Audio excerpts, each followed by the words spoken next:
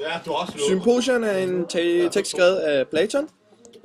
Symposion betyder drikkegilde, og det passer meget godt på teksten. Den er skrevet i år 416 før vores tidsregning, før Kristus.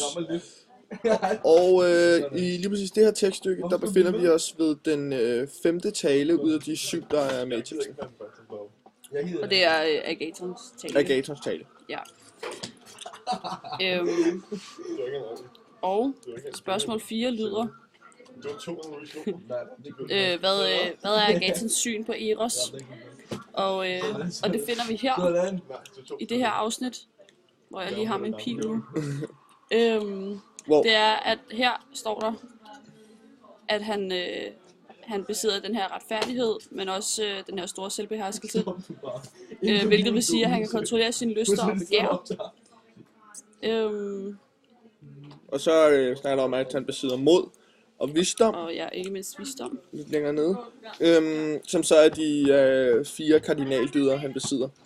Og så til sidst står der også noget om, at han besidder kreativitet, ud over det. Næste spørgsmål. Okay. Og det næste spørgsmål, Det næste spørgsmål er så, hvad kardinaldyderne det er. Og det, kardinaldyden, det er så sådan 4 anlæg, der er i menneskene. ja, de 4 vigtigste komponenter i et menneske. Ja, som så er retfærdighed, selvbeherskelse, mod og visdom.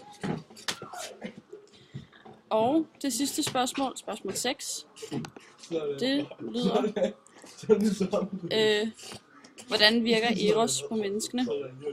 Og det er rigtig godt beskrevet i hele det her afsnit. Han virker som, ja, som sådan en,